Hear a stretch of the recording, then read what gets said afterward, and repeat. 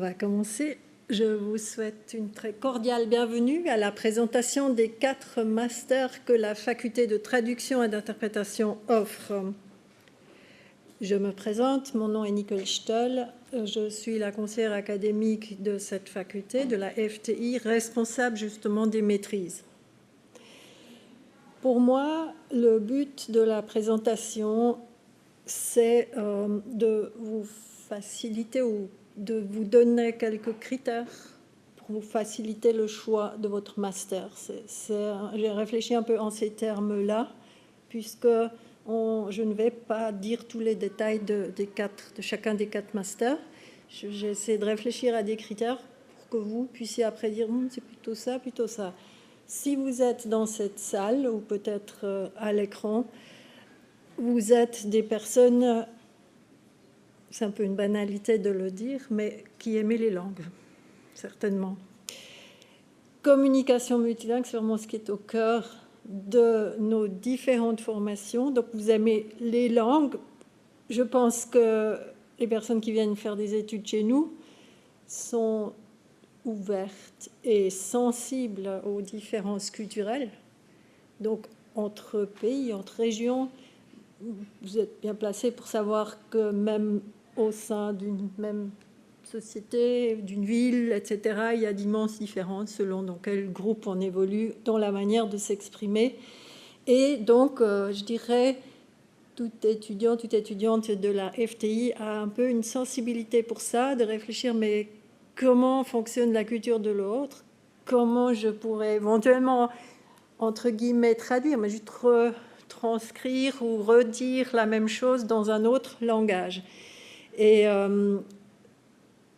je dirais ce qui est commun aussi, c'est cette curiosité, ouverture sur ce qui se passe dans nos pays, nos régions, dans les différents secteurs aussi même économiques. Je dirais que notamment traduction, interprétation réunissent des métiers où on ne va pas passer 10 ans à étudier une parcelle de savoir.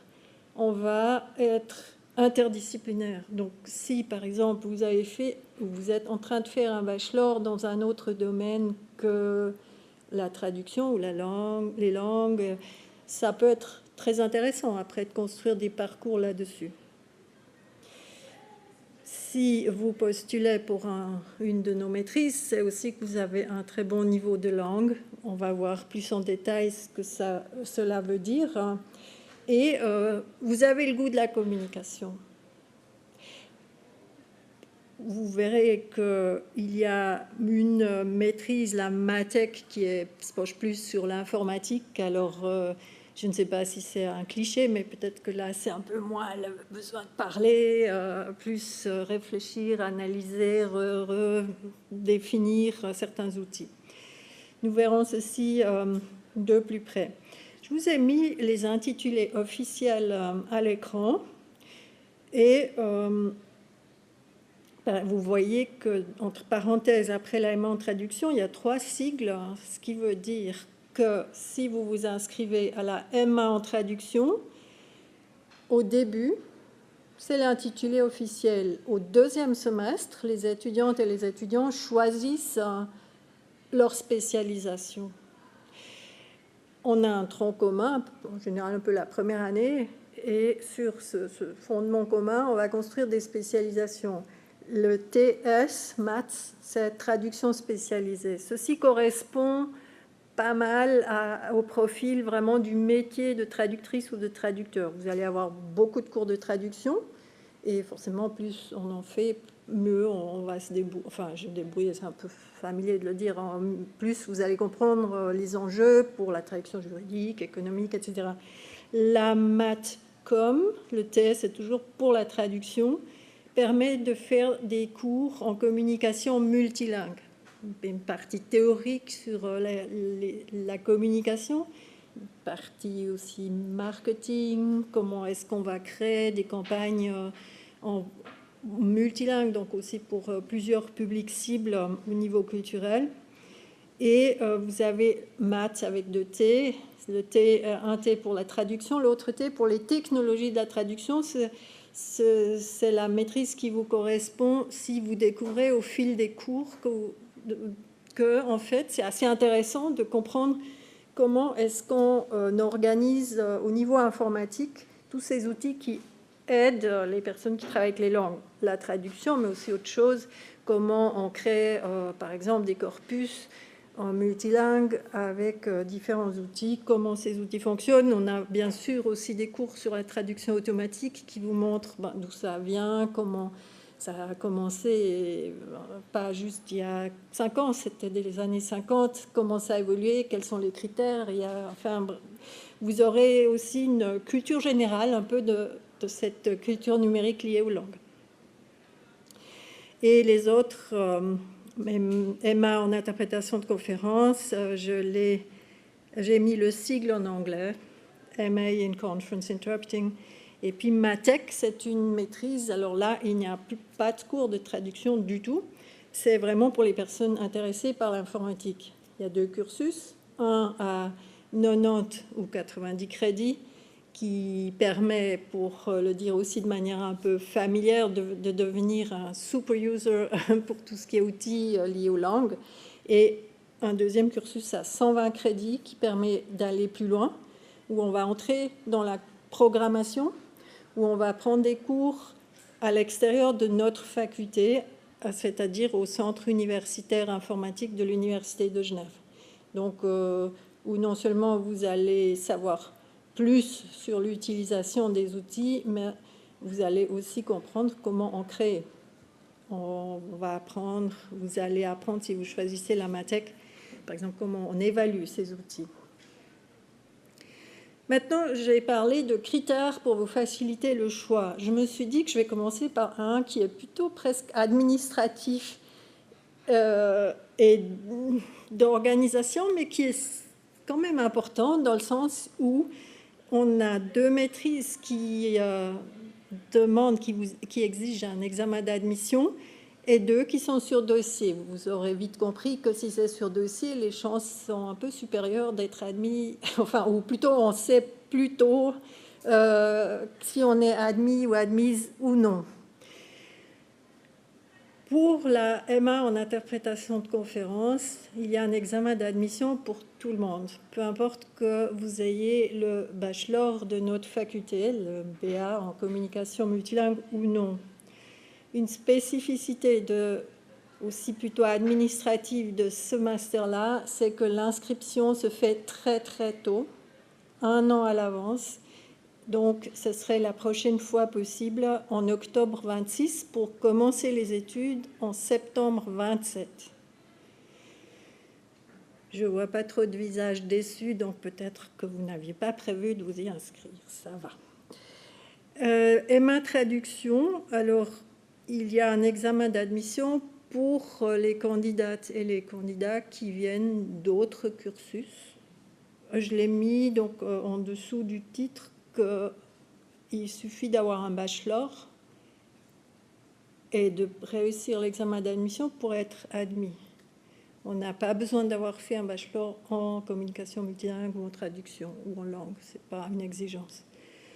Mais c'est juste si vous venez d'un domaine totalement différent, on a besoin de savoir si, selon nos critères, vous avez les compétences nécessaires pour devenir étudiante ou étudiant dans nos domaines à nous.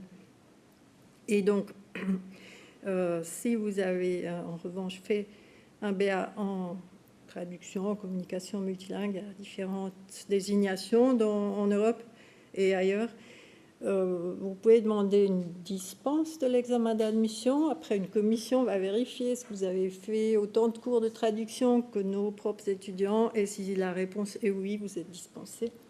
Et puis aussi, les titulaires de notre BA qui ont fait tous les cours de traduction peuvent y entrer à l'AMA en traduction de manière automatique. Enfin, il faut quand même, pas automatique, il faut s'annoncer, mais disons, sans autres examens.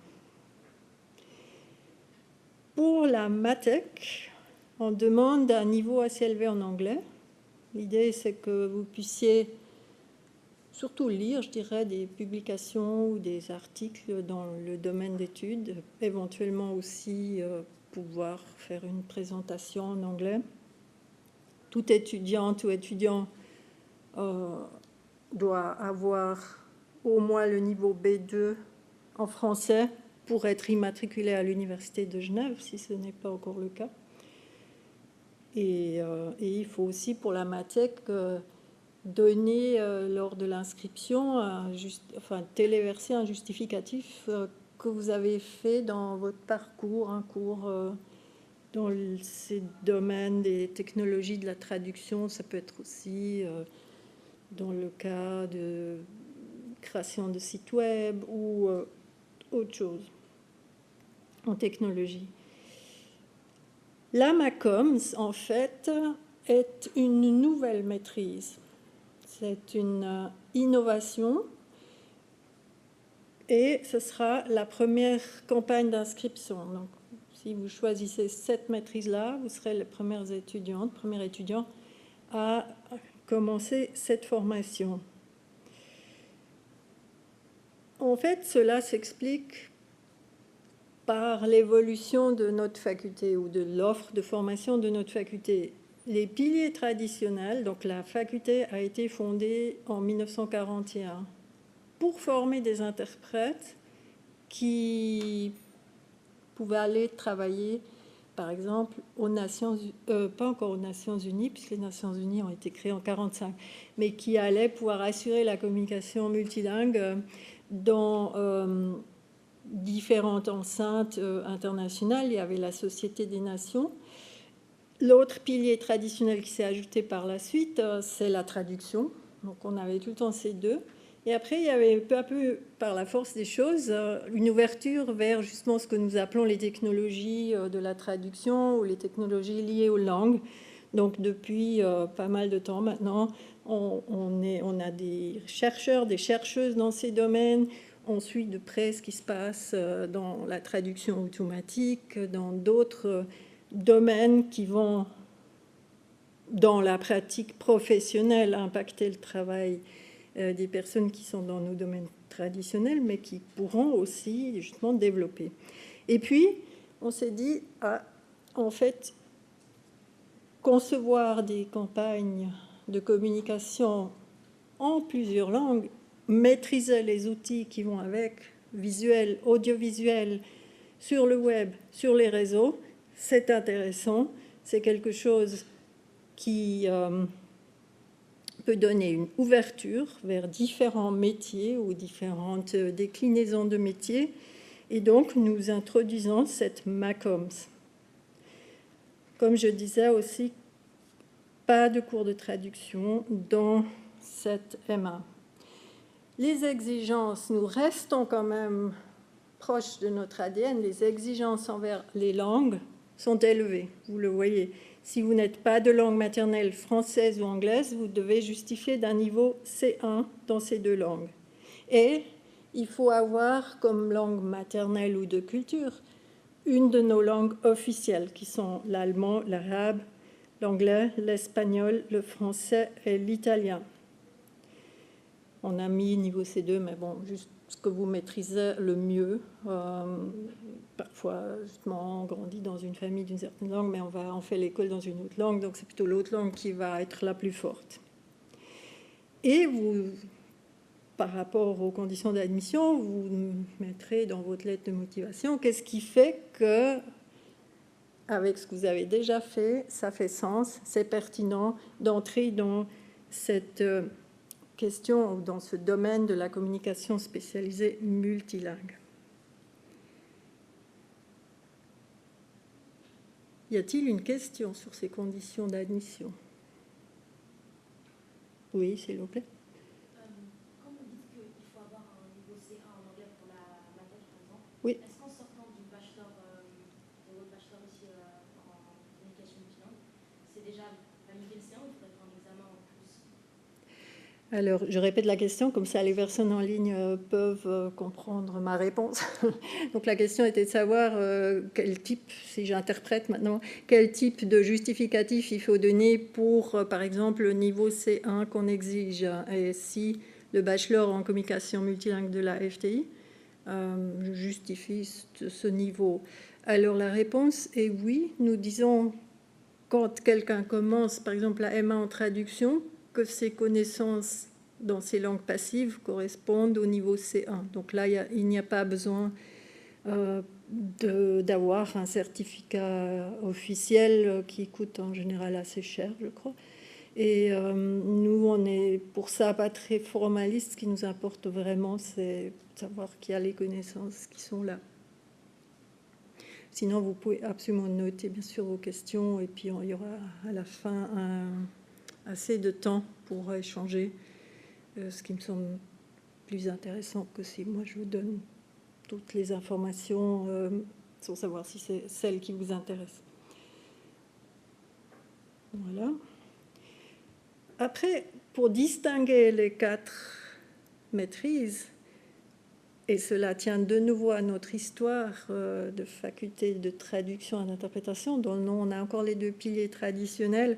On peut aussi dire qu'il y a 2 maîtrises où vous, en tant qu'étudiante et étudiant, vous choisirez au départ une combinaison linguistique. Si vous êtes déjà dans notre bachelor, étudiant à notre bachelor, cela vous semble évident. Je fais l'expérience avec des candidates et candidats externes que c'est un peu pas tout à fait clair. Donc une combinaison linguistique veut dire qu'on part de la langue qu'on maîtrise le mieux, souvent la langue maternelle, parfois la langue de culture, qui est notre langue A, active. Ce qui est possible comme langue en interprétation, c'est allemand, arabe, anglais, espagnol, français, italien ou russe. Tout ceci figure sur notre site, vous pourrez le relire si jamais vous avez un doute là-dessus. Et pour la M1 en traduction, ce sont 6 langues, les mêmes langues, mais sans le russe, comme langue active. Donc, on a en traduction le principe qu'on traduit vers notre langue A. Vous n'allez pas faire des traductions vers votre langue, par exemple, B en traduction. Ensuite, il y a différentes autres langues qui feront partie de votre combinaison linguistique. En traduction, on parle de langue B, puis on veut dire par là que vous devez avant tout les comprendre. Vous n'aurez pas, ou presque pas, à rédiger, en tout cas pas à traduire vers ces langues. En interprétation, il y a encore une catégorie différente, enfin une nomenclature différente. La langue B est aussi une langue active, c'est celle qu'on maîtrise un tout petit peu moins bien que sa langue maternelle, mais elle est très forte aussi. Et après, on a des langues passives aussi.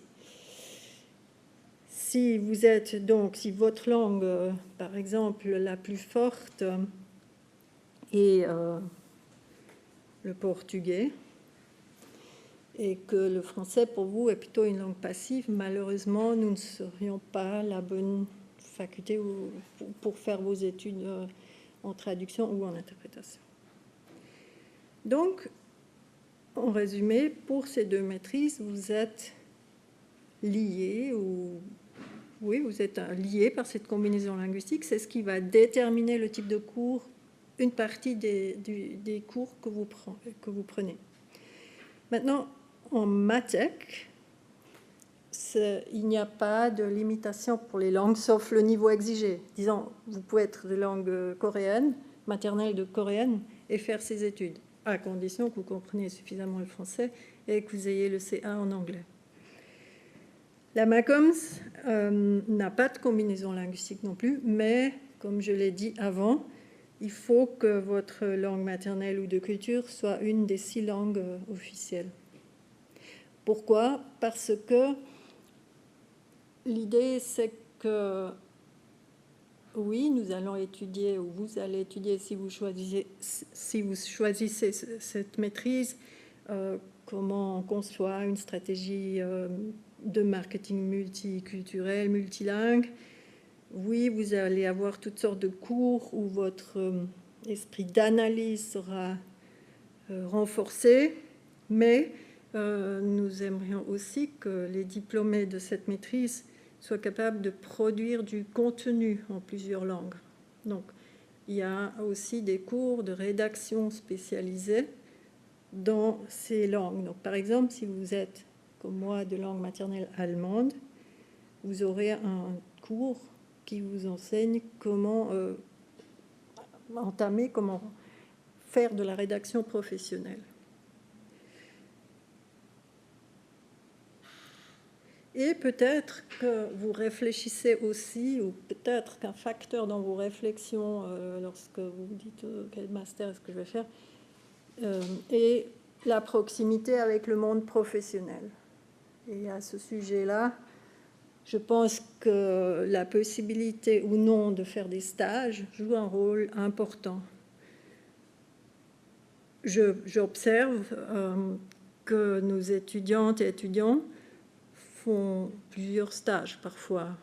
Pendant tout un temps, je regrettais ceci, si je peux me permettre ce commentaire, parce que je me disais, mais si on a le diplôme, on va dans le monde du travail. Mais ce temps-là est passé. Je vois qu'il y a parfois 2 stages qui s'enchaînent. En tout cas, dans le cadre des études, vous pouvez faire, et vous devez même faire un stage en traduction si vous êtes étudiante ou étudiant de la MA en traduction spécialisée. Pour les 2 autres variantes de la MA en traduction, le stage en traduction est facultatif.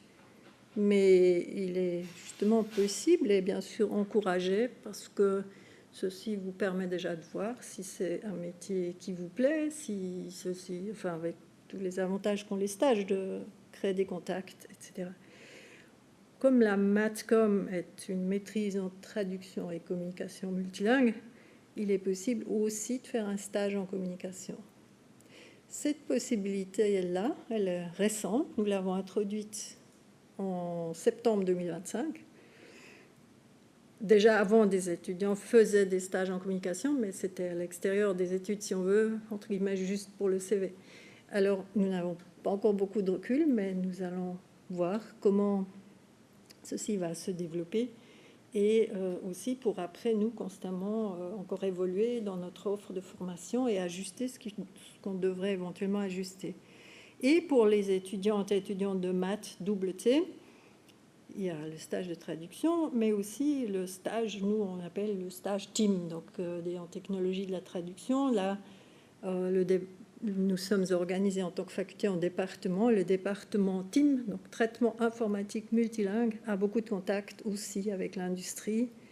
Et qui dit d'ailleurs stage, dit aussi un dispositif de la faculté pour vous aider à trouver un stage. Vous devez chercher vous-même, mais on aide et on a des contacts. Il y a des employeurs qui nous contactent directement. Le stage en communication pour la MACOM, c'est comme pour la MATCOM. C'est quelque chose qu'on verra au fil de l'année universitaire 2026-2027, où vous serez peut-être étudiante ou étudiant à l'AFT. L'AMA en interprétation de conférences, en fait, dure 3 semestres. En ce qui concerne les cours, c'est une formation assez courte. Elle ne comporte pas de stage, comme on l'entend ailleurs, de 2, 3, 4, 5, 6 mois. En revanche, les enseignantes, enseignants qui sont tous des interprètes de conférences emmènent les étudiants à faire, on pourrait appeler ça des stages d'observation. Ils les emmènent dans les organisations internationales pour déjà écouter, puis parfois faire ce qu'on appelle de la cabine muette, donc interpréter mais sans ouvrir le micro. Donc, je dirais que la proximité avec le monde professionnel est un peu dans notre ADN et s'explique aussi par l'histoire de notre faculté, qui était d'ailleurs autrefois une école. Après, vous dites d'accord, alors je choisis une de ces maîtrises. Quelles seront les compétences que j'aurai? Et c'est une question d'autant plus importante par les temps qui courent, puisque, enfin, si on travaille dans les domaines de la traduction ou de l'interprétation, comme je le fais, et nous étudions aussi, tout en privé ou dans des contacts professionnels, on dit « ouais, mais ça va, enfin, ton métier, là, il va disparaître ». Et je pense que, parce que nous avons fait pas des enquêtes, nous avons organisé des discussions structurées avec des employeurs pour savoir, mais en communication notamment, quelles compétences est-ce qu'ils recherchent. Et c'est pour ça qu'il me semble important de parler aussi de compétences et non pas uniquement de métier, pour dire, OK, le monde, il bouge, mais à une vitesse à 200 à l'heure, dans tout ce qui est outils informatiques, intelligence artificielle. Donc, il faut avoir un maximum de compétences qui permet après, la maîtrise, vous la commencerez en septembre 26, vous finirez en 2028. D'ici là, il y aura certainement eu de nouveau d'autres choses qui existera ou qui aura encore été développées. Donc, les compétences nécessaires pour s'adapter aussi et d'avoir cet esprit d'analyse. J'ai trouvé intéressant les déclarations des employeurs qui disaient nous, de savoir que le diplômé ou la diplômée sait exactement manier tel ou tel logiciel, nous intéresse moins ça, on peut apprendre. Et ce qui est valable aujourd'hui ne le sera déjà plus un an plus tard. Nous, ce qui nous intéresse, c'est d'avoir des personnes qui ont un sens critique, et aussi critique, mais après de l'initiative, qui ont les capacités d'analyser une situation, de faire des propositions, et après aussi de s'adapter. Et on le dit presque plus, puisque nous baignons dans tout ce qui est interculturel, mais c'est une compétence, ce sont des compétences appréciées aussi, des personnes des diplômés qui savent s'adapter d'une culture ou subculture à une autre. J'avais parlé de la rédaction, ça reste un point important, et d'accord, on peut dire à ChatGPT, rédige-moi telle chose ou telle chose. Il y a parfois de très bons résultats. Mais vous aurez appris, notamment à la fin de la MA en traduction et de la MACOMS, quels sont les critères pour une rédaction professionnelle.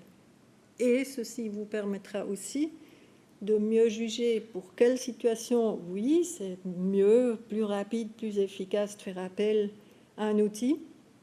Et pour quelle autre situation il vaut mieux se mettre autour d'une table avec des collègues et réfléchir, par exemple, aussi aux arguments qu'on va utiliser pour une campagne publicitaire ou autre.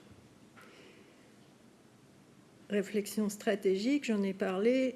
Capacité d'analyse, ça a l'air peut-être un peu abstrait, mais c'est intéressant et c'est lié aussi au point traité de l'information.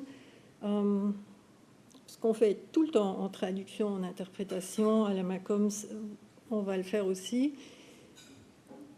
MATEC, dans un sens un peu différent, c'est de prendre de l'information, parfois même d'apprendre à la chercher, ça fait partie aussi de la MATEC, comment chercher une information, comment créer justement des corpus, et on va l'analyser. Ensuite, par exemple, on nous demande, si on reçoit virtuellement une pile d'informations, d'en produire un résumé sur 2 pages ou de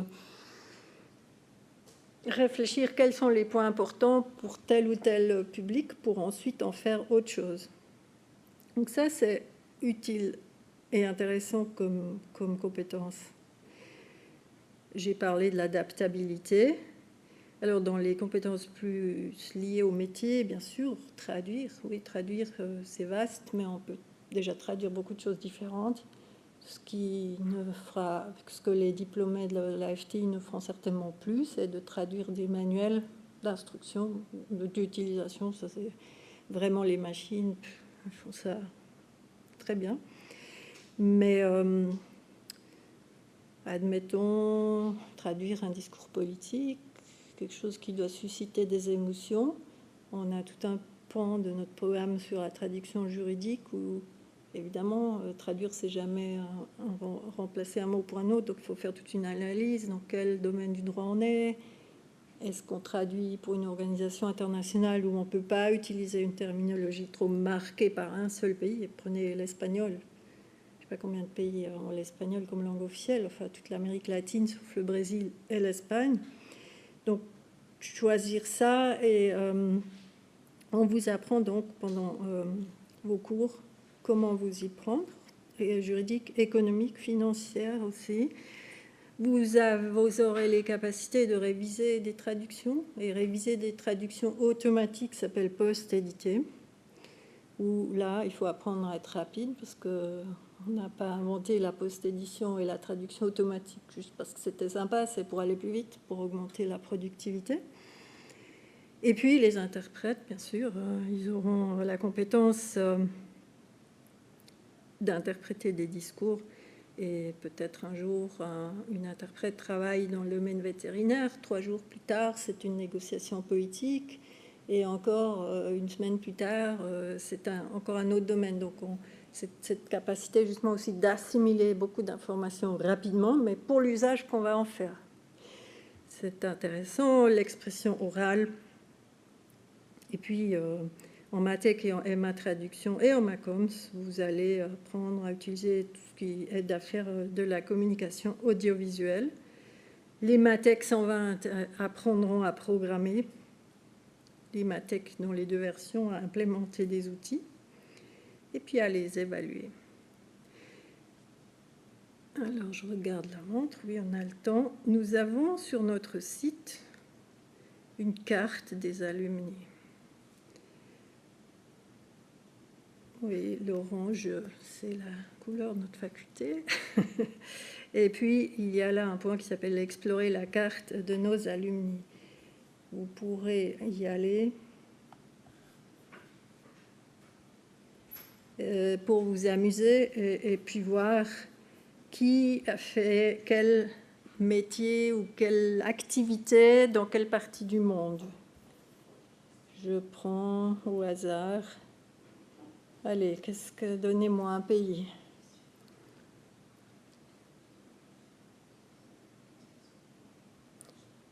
On va aller là, par exemple. Et puis, on a... Ça ne s'affiche pas. Ah, mais personne n'a rien dit. D'accord. Alors, ça, c'est comment que je dois aller là?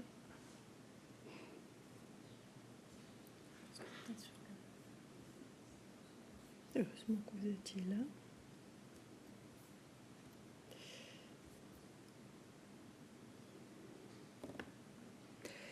Bon, moi, je ne sais pas comment basculer.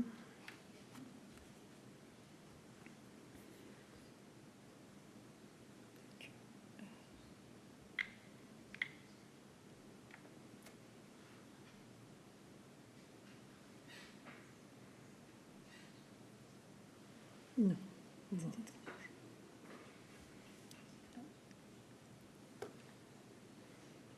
C'est pas grave. On ne va pas perdre de temps. Ce que vous pouvez noter, c'est qu'il y a cette carte des alumni. J'allais dire, vous n'avez pas vu, c'est une carte du monde. Et puis, là où des diplômés se sont installés et se sont manifestés, il y a une petite pastille qui permet de voir au moins leur diplôme. Et ça donne une idée, voilà, ce que deviennent nos anciens. Et je trouve ceci assez intéressant dans le sens où ça montre la diversité, même si on part parfois des mêmes masters.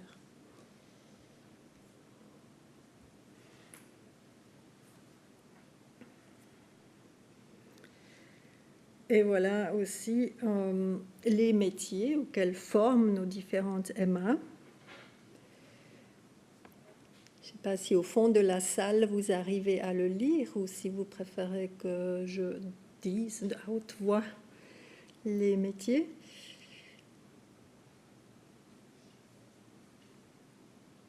Est-ce que peut-être vous auriez besoin d'une explication sur ce que fait un terminologue ou une terminologue? Parce que c'est un domaine qu'on peut étudier, enfin on peut prendre des cours en terminologie chez nous. Oui, ok.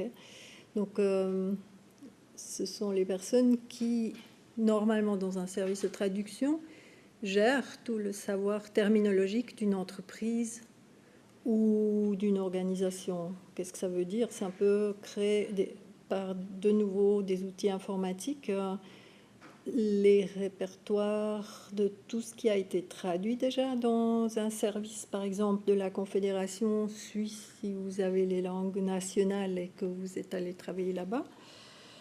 avec des définitions, avec une certaine façon de créer ces définitions, et pour que les membres de l'équipe de traduction puissent vite aller chercher leur traduction finalement, leur solution pour les traductions. Et c'est un peu comme de la gestion du savoir, sauf que c'est appliqué à des termes en général techniques en plusieurs langues. Les gestionnaires de projets dans le domaine de la traduction sont les personnes qui sont en contact avec les clients, normalement aussi par des outils, et qui placent les commandes de traduction auprès de la traductrice ou du traducteur qui est libre par rapport à son temps, par rapport aussi aux spécialisations. Par exemple, moi je n'ai jamais fait de traduction dans le domaine financier, mais une banque savait, une banque privée, on est en Suisse, une banque privée savait que je fais des traductions dans le domaine de l'art, donc quand il s'agissait de leur collection, ils faisaient appel à moi, mais jamais pour un texte hautement financier, ça peut être très très complexe.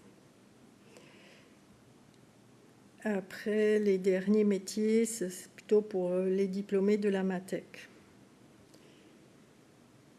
Tout ça est bien joli, mais est-ce qu'on trouve du travail? C'est ça aussi qui est très très important. Et là, je vais vous afficher une statistique de l'université assez récente, je pense de l'année 2000, non seulement je pense, c'est de l'année 2024, où on a demandé aux diplômés 5 ans après le diplôme s'ils sont en emploi ou pas. Et notre faculté FTI ici a 92,2% des diplômés qui sont en emploi. C'est légèrement supérieur à la moyenne universitaire qui est autour de 90 ou 91. Maintenant, j'ai peu parlé encore. Oui. J'avais juste une question concernant le graphique. Quand on dit en emploi, c'est en emploi dans un des domaines qui sont étudiés ou juste en emploi? C'est en emploi. Ouais. Après, il y a une autre partie de l'enquête qui vise effectivement de savoir est-ce que le travail qu'on a ou l'emploi qu'on a correspond au diplôme, en d'autres termes. Est-ce que pour le travail qu'on fait, on aurait aussi pu juste le faire avec un bachelor ou avec une formation acquise par apprentissage? Là, j'ai plus les chiffres en tête, mais c'est assez réjouissant dans le sens où, oui, c'est des emplois où une maîtrise est exigée. Mais en 2024, le Bureau des statistiques n'a plus exactement demandé les débouchés, c'est-à-dire la désignation des métiers. Ils l'ont fait avant, on avait des données relativement précises. Que font nos diplômés? Parce que justement, même en traduction, on a toujours le problème. Est-ce qu'une traductrice qui travaille pour une assurance dit qu'elle est dans le domaine des assurances ou dans le domaine de la communication parce que le domaine de traduction n'existe pas. Donc, je pense que ces 92%, c'est un mélange. Il y a des gens qui sont dans les domaines auxquels on a formé et d'autres qui évoluent. Mais j'admets que ce n'est pas hyper précis. Y a-t-il d'autres questions? Voilà, j'ai parlé très peu encore du contenu de chaque master. Si vous venez d'un autre système universitaire, et aussi si vous êtes à l'Université de Genève, je pense que c'est une bonne idée avant de vous inscrire d'aller voir le plan d'études de la formation qui vous intéresse. C'est un peu comme les petits caractères. C'est là que vous allez vraiment voir quel type de cours vous allez faire. Alors, j'avais prévu justement de basculer vers notre site. En tout cas, vous pouvez déjà, de toute façon, prendre note de notre site, de l'URL de notre site. Et puis, c'est sous formation, en allant tout en bas de chaque page, qu'on trouve le plan d'études. Là, on dit aussi quels cours sont obligatoires, lesquels sont à choix, etc. Non, je ne vais pas encore dire merci. Je vais essayer de voir si je peux basculer.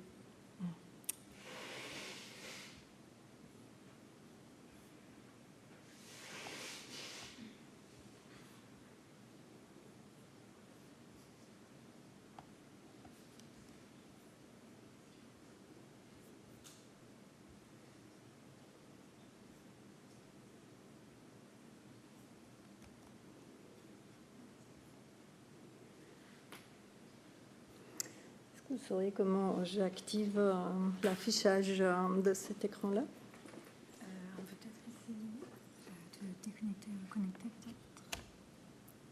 Ah. Parce que parfois... On est toujours sur le HDMI. Après, sinon, on peut se connecter ici. C'est pour le site. C'est curieux que ça fasse.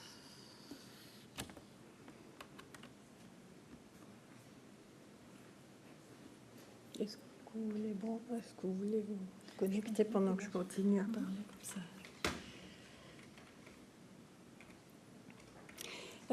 Vous avez envie de voir quel plan d'études?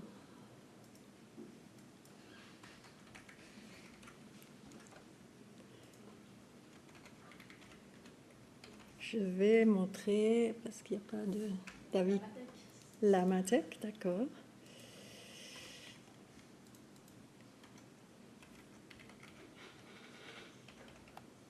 Ce qui est aussi peut-être intéressant pour vous, si vous venez de l'extérieur de notre faculté, c'est de savoir que nous sommes la deuxième plus petite faculté. Il y a encore théologie qui est plus petit que nous. Cela veut dire qu'on est presque toujours avec des petits effectifs, donc c'est relativement familier. Donc, vous ne retrouverez pas dans des auditoires avec 100, 200, 300 personnes. Et donc, les enseignantes et enseignants, même la doyenne qui enseigne par exemple à Matec, on peut facilement discuter. Puis si vous montrez un intérêt, enfin, d'avancer dans un certain domaine, souvent les enseignants sont assez disponibles. Sur mon ordinateur portable, j'ai ouvert le plan d'études de la Matec. Et par exemple, pour les personnes qui choisissent la Matec 90, il y a des cours pour apprendre la gestion de projet et l'assurance de la qualité, sous-entendu en traduction. Parce qu'il y a des métriques, des standards, et il y a des façons automatisées de gérer ceci. Il y a un cours qui s'appelle localisation, il y en a même deux, localisation 1 et 2. Et d'ailleurs, localisateur était dans la liste des métiers. Ce sont les personnes qui adaptent des contenus d'une langue à une autre pour tout ce qui est multimédia ou tout ce qui est numérique. Donc, il peut s'agir de jeux vidéo. Il peut s'agir, bien sûr, de sites web en plusieurs langues, de tout ce que nous avons sur nos téléphones, où il y a aussi, à part la traduction du texte en quelque sorte, toujours une réflexion aussi par rapport à la culture. Je pense à des langues qui s'écrivent non pas de gauche à droite, mais dans l'autre sens, mais pas forcément aussi extrême. Il y a des symboles ou des mots qui ne parlent pas à des gens d'un certain pays ou d'une certaine région. Donc tout ça, et de nouveau, il y a une façon technologique de le faire. Il y a le corpus, terminologie, traduction automatique, et puis communication écrite spécialisée. L'avantage du plan d'études, c'est aussi que vous trouvez des descriptifs des cours, que vous pouvez d'ailleurs aussi consulter en allant sur le site unige.ch, études ou étudier à l'Unige, je ne sais plus, programme des cours. après vous choisissez notre faculté, vous tombez dessus.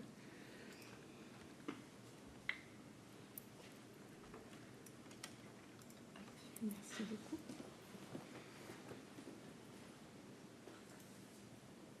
Donc, ça, pour une interprète, c'est contre la religion. Voilà, donc je disais que les plans d'études se trouvent sous formation, tout en bas, en fait, dans la liste des documents. Et encore une fois, ceci n'est vraiment pas un document promotionnel. Voilà. C'est vraiment là où il y a les obligations des étudiantes et étudiants. Et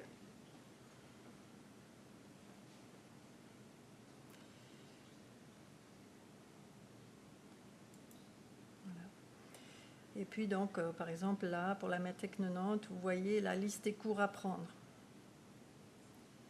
Après, c'est un peu différent. Quand vous avez une maîtrise à 120 crédits, vous voyez la liste, il faut faire un certain nombre de cours pour obtenir ce nombre de crédits.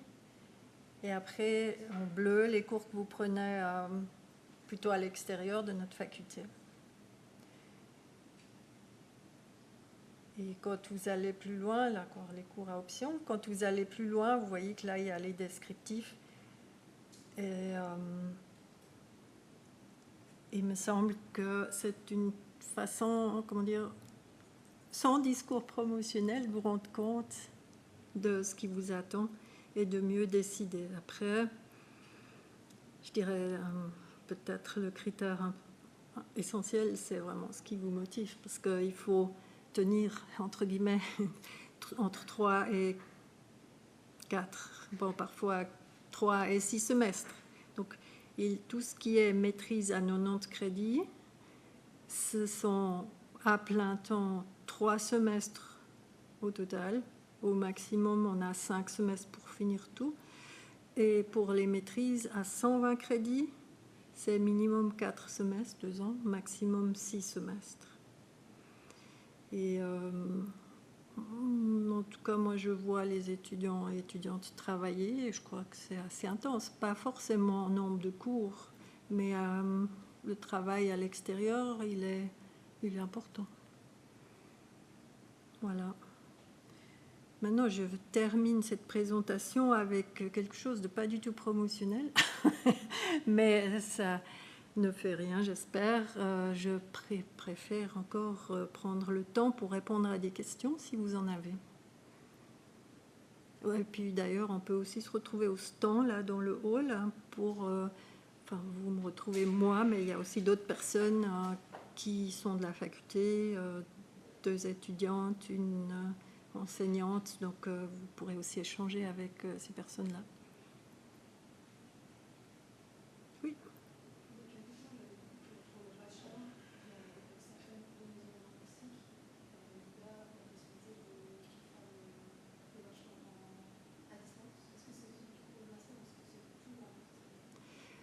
Donc la question concerne le bachelor à distance et de savoir si ça existe pour la maîtrise. Oui, nous avons un IBA et une IMA pour les étudiants de langue maternelle arabe. Nous avons introduit, il n'y a pas si longtemps, maintenant aussi le bachelor à distance pour les étudiants de langue allemande, mais pas encore le master.